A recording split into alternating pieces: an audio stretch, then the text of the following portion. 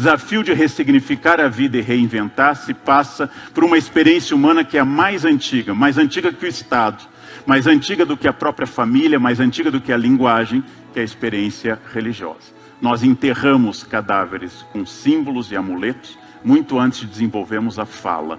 O homem do Paleolítico, ainda sem aparelho fonador adequado, já utiliza rituais de enterro, caracterizando uma preocupação com uma vida após a morte ou com cuidados com o corpo. Mas eu não me refiro por espiritualidade à capacidade de ter uma religião e exercê-la, ainda que a sociabilidade disso seja notável. Um grupo ligado a uma igreja, um grupo que organize tanto seus cultos, missas, suas sessões espirituais, junto com uma espiritualidade social, é muito importante. Mas eu me refiro como espiritualidade à sua capacidade de ir além da matéria e ressignificar pela filosofia, pela teologia, pela arte, pela estética, pelo serviço social, para que você saia do hic et nunc, esse aqui e agora, que nos prende a vida inteira a um sentido de tarefeiros, de resolver tarefas. Toda pessoa sabe, se administra uma casa ou uma empresa, que se ele não pensar estrategicamente, ele passará o dia inteiro resolvendo tarefas cotidianas, desgastantes e repetitivas. Quando eu me refiro à questão da chamada espiritualidade, é a capacidade de sair desse cotidiano, desse espírito de almoxarifado, que faz a pessoa ficar preocupada na reposição de coisas, pagamento de coisas e resolver o funcionário que faltou. A capacidade de pensar em um sentido maior, que pode vir da teologia, que pode vir da filosofia, que pode vir da estética. A capacidade de descobrir arte, capacidade de descobrir espiritualidade, a capacidade de descobrir sentidos maiores é uma capacidade extraordinária e uma das coisas que mantém a vitalidade. Você pode transformar essa espiritualidade num serviço de dedicação a uma entidade religiosa ou uma fé organizada. Pode transformar essa espiritualidade em qualquer outro serviço que faça você sair do seu patamar imediato, geralmente muito repetitivo, geralmente muito próximo da matéria, usando uma expressão filosófica, geralmente muito imanente. E sendo imanente, incapaz de produzir transcendência. E sem essa transcendência, a vida fica reduzida a algo muito material, repetitivo, previsível e crescentemente cheio de tédio. A capacidade de abstrair das coisas, a capacidade de sair do plano imediato é que eu estou chamando de espiritualidade.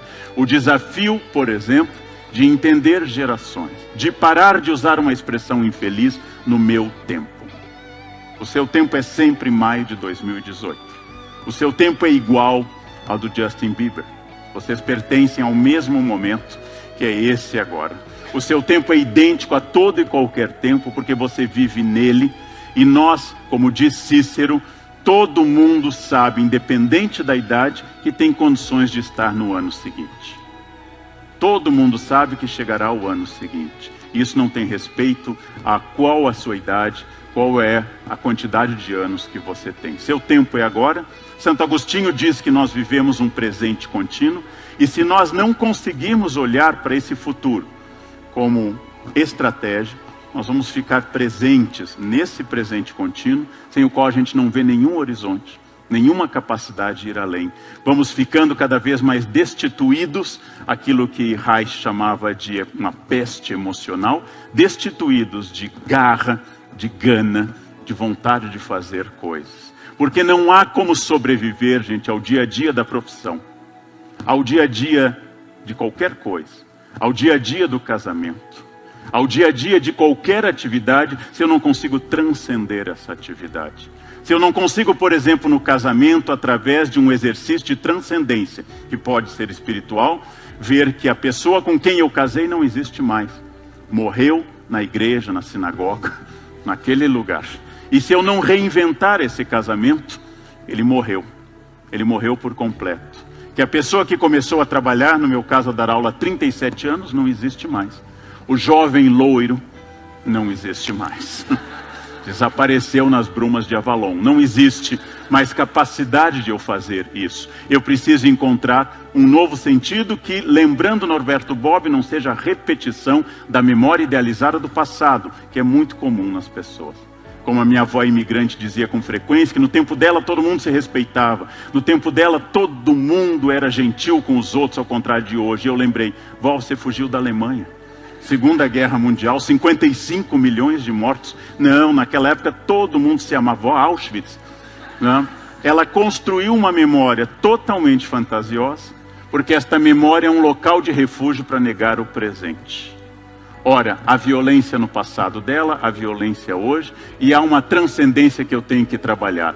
A espiritualidade pertence a um desafio de viver, pertence a uma capacidade de encontrar um caminho, que pode ser o caminho da religião organizada, que pode ser o caminho da fé autônoma, que pode ser o caminho da transcendência estética, do estudo da arte, que é bastante religioso, e pode ser, por fim, um grande caminho, que é a inserção em atividades sociais, que mostrem que você não está sozinho, que você é relevante por pertencer a um grupo, que você pertence a algo maior. Este é o grande sentido histórico da espiritualidade.